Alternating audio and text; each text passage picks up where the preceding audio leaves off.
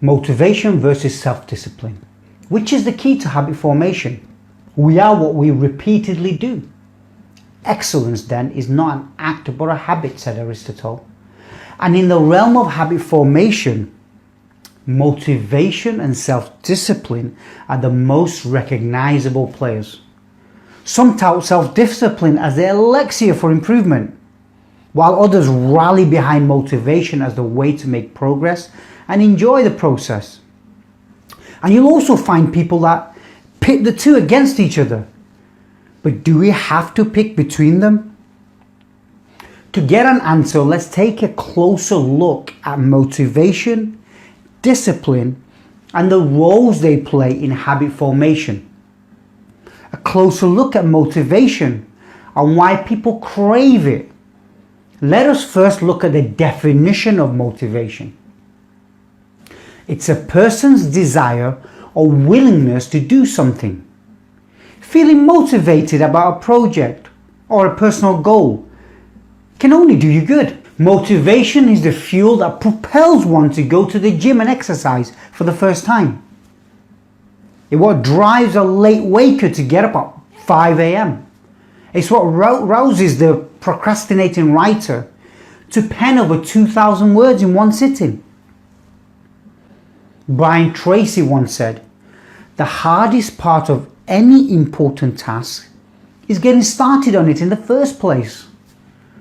But when you're oozing with excitement and enthusiasm, getting the ball rolling becomes a breeze, right? Even better, you may even exceed expectations during the first week or two into a project. Many people crave motivation, and why not? Few things in life are as satisfying as feeling pumped to make progress and actually making progress. However, relying on motivation alone to carry you through can backfire. Why? Because it's based on emotion. And we know how fickle and unpredictable emotions can get. Your reasons for exercising, reading, or writing may stay constant, but your desire or willingness to carry out the tasks you've set will waver one way or another. Let's check out a few scenarios where a motivation-based approach to self-improvement can boomerang. In the first scenario, Jerry got up early in the morning, just feeling pumped to hit the gym. Now, this isn't his first attempt to develop an exercise routine, but he's feeling super motivated today, and perhaps this rush of enthusiasm can make the difference. Yes?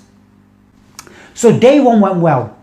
His goal was to work out for 30 minutes, but he went the extra mile, doing squats, crunches, and push-ups for a little over an hour. Days 2 to 11 were identical to the first day. Jerry was overflowing with motivation, and he surpassed his goals every time. He's already feeling stronger and fitter. But the 12th day came with an unpleasant surprise. He received an email from his boss rejecting his leave request. And this means a beach getaway with his clique is just out of the question. Just when he was getting ready to show off his fit bod, Jerry realizes he would be spending hours in his workstation while his buddies are partying by the shore. Upset and disappointed, Jerry skipped the gym. Day 13 came and Jerry was feeling guilty about missing the previous day's workout. He knows he needs to go to the gym. He knows the perks of staying fit, but his emotional state is in shambles and he can't talk himself into getting motivated. The cycle of missing the gym and feeling so bad about it that he misses yet another session continues. And Jerry isn't getting closer to achieving his fitness goals. Second scenario. Danielle is a freelance writer. One who loves to procrastinate about writing, if I may add. Whenever the time to write comes, she gets busy with emails, social media, cleaning tasks, and the list goes on. Yes, she gets her writing projects done in the nick of time, but only after spending sleepless nights a week before the deadline. This time, however, she attempts to turn her career around. Danielle commits to spending the first 2 hours after breakfast on writing for her clients. Day one was full of inspiration. Danielle's hands can hardly keep up with the ideas pouring from her brain. And before she knew it, she's created a complete outline, research-related references and studies, and wrote 2,875 words for a client's ebook. A massive success. Day two, however, was a stark contrast to the previous one. She can't seem to find the muse to inspire her to start writing. She wrestled with ideas. She thought long and hard, but Danielle just can't get started.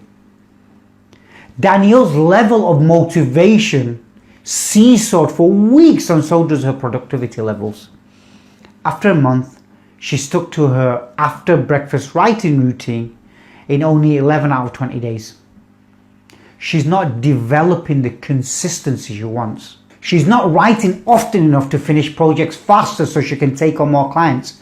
And worse, Danielle's routine may fall by the wayside if something emotionally unsettling comes up. The third scenario, Kevin is a budding blogger in the business space. But between his professional and personal responsibilities, making the time to build a brand and grow a blog is proving difficult. But his desire to take his blog off the ground is strong, and he committed to an early morning blogging routine. For the next 21 days, Kevin's motivation was sky high.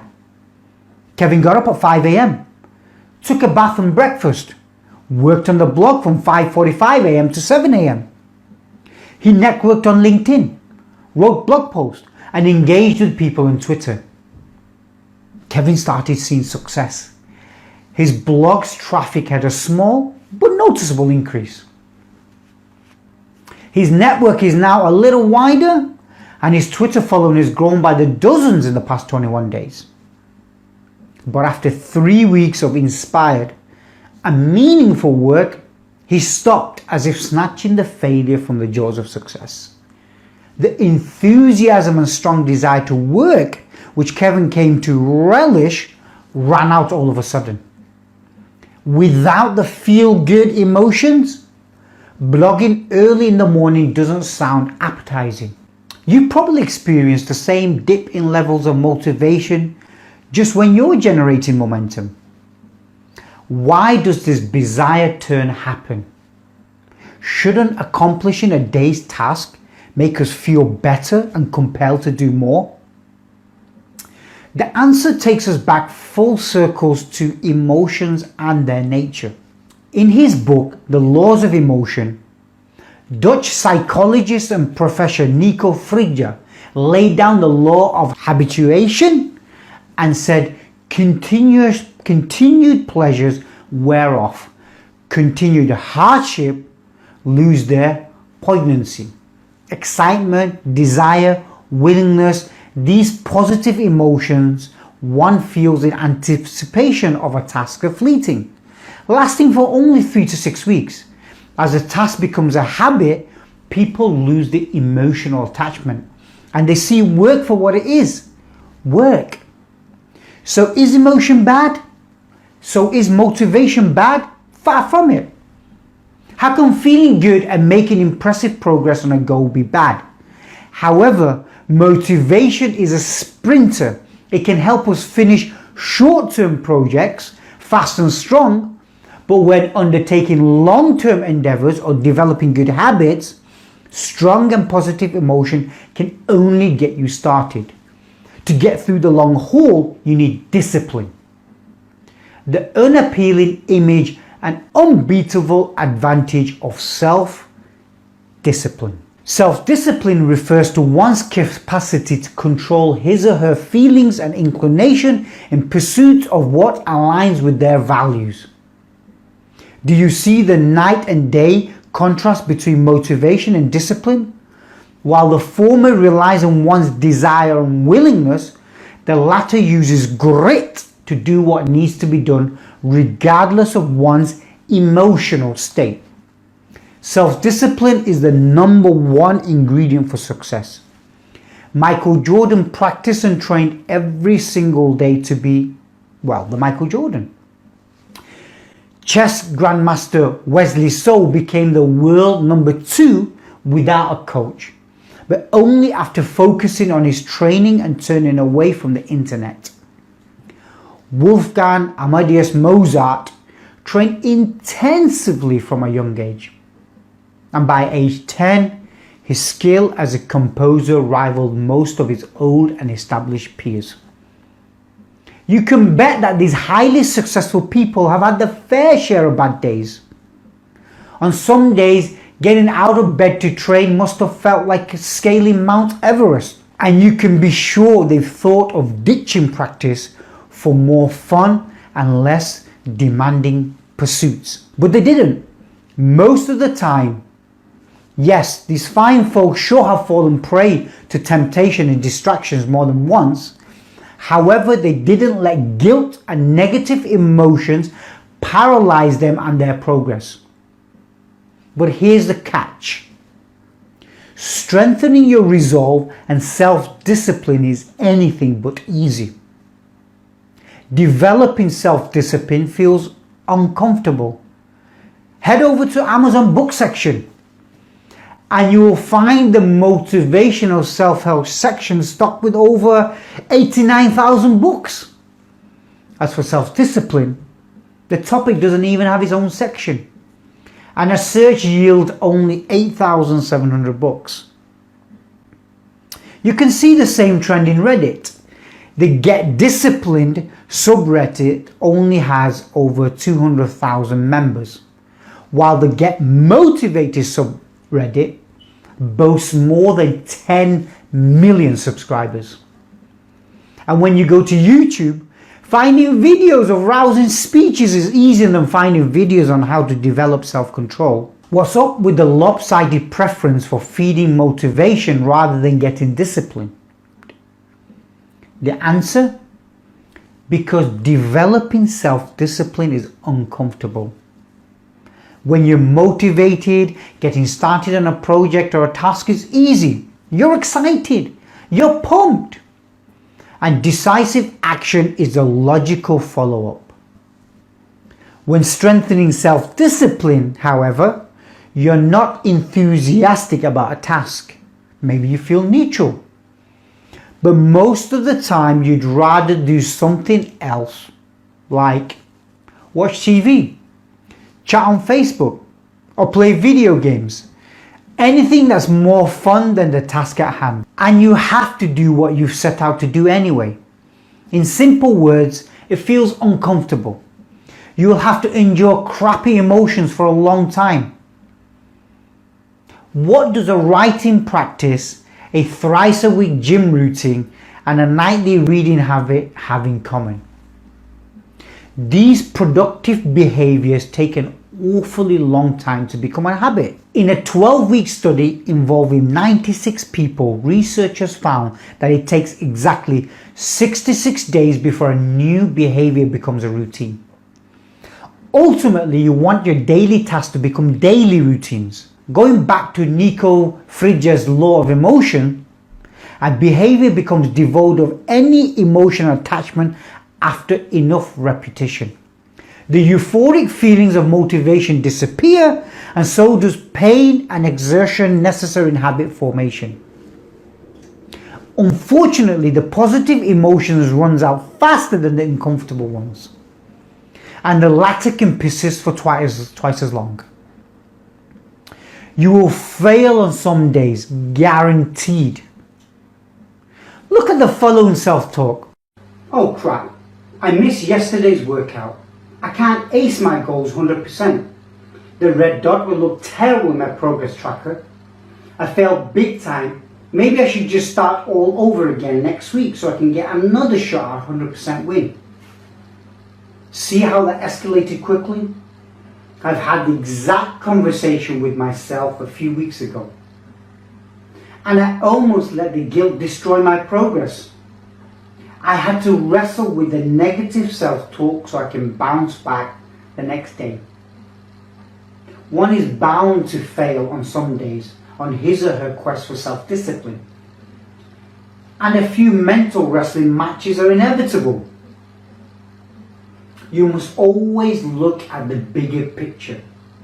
The goal isn't to achieve a 100% score on your smartphone tracker, but to get better in whatever aspect of life you're focusing on. Otherwise, the feelings of failure and guilt may lead you to stop your own improvement. But keep in mind, it gets easier every day. It gets a little easier. But you gotta do it every day. That's the hard part. But it does get easier. The pains of positive habit formation through self-discipline persist for quite a while. But they will disappear. Sure, they still crop up from time to time. However, since the new behavior has become a habit, controlling the urge to hit the snooze button or skip a daily task becomes way easier. How to combine motivation and self-discipline for better results. We've already seen motivation and discipline from their definitions to the advantages and disadvantages they bring. Yes, they're like night and day, but did you know that these two are actually best friends? Instead of pitting the two against each other, the following steps will show you how you can use both to power through your habit formation goals. Start with small, manageable daily goals. Sabotaging your efforts by setting standards and goals that are out of your reach is the last thing you want to do.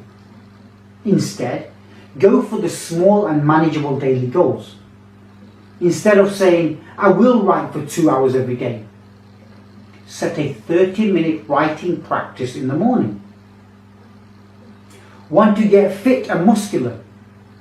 Don't go for the toughest workout program you can find on the internet. Start with 10 push-ups a day instead. Yes, 10 push-ups a day won't turn you into a modern-day Hercules. But starting small brings a couple of advantages. First, it reduces the perceived difficulty of the task, which is handy when motivation runs out.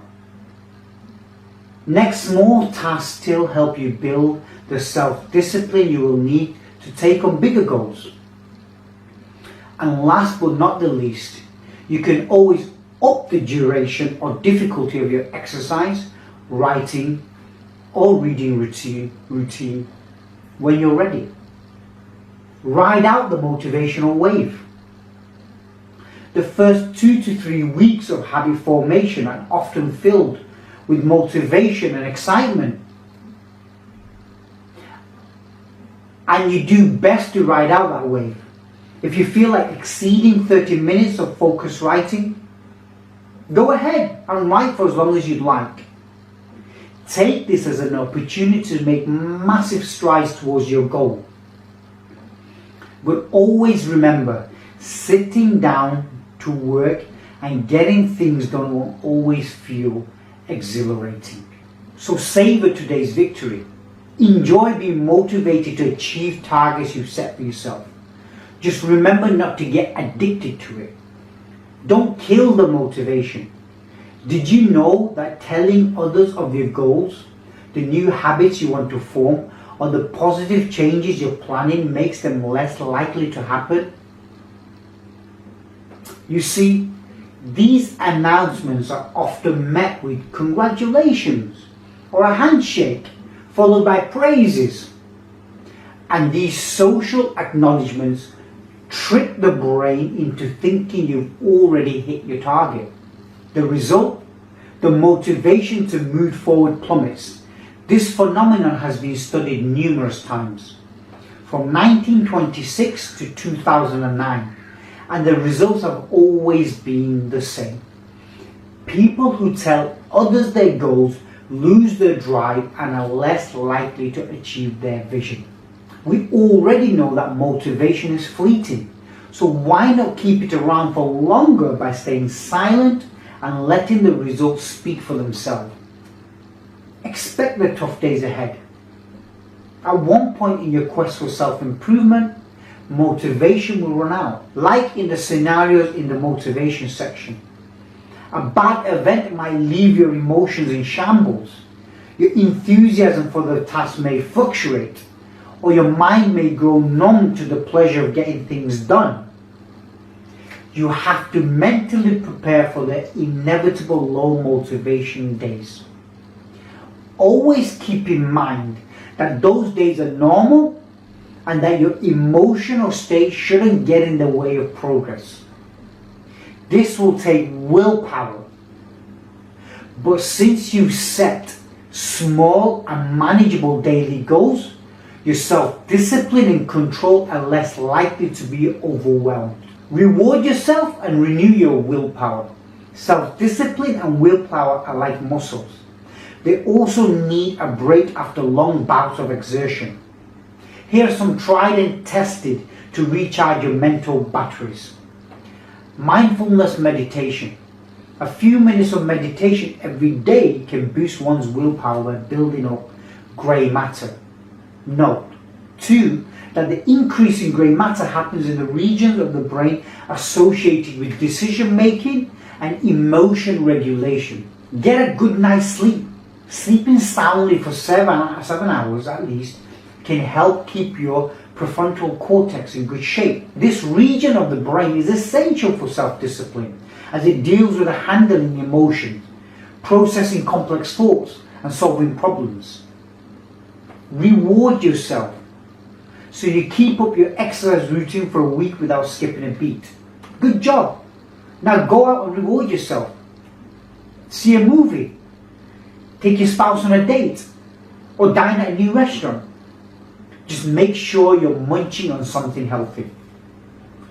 Rinse and repeat for 66 days. The journey towards positive habit formation and self-improvement requires cycling through these steps. You'll feel motivated sometimes and you'll want to use the positive emotions to overachieve.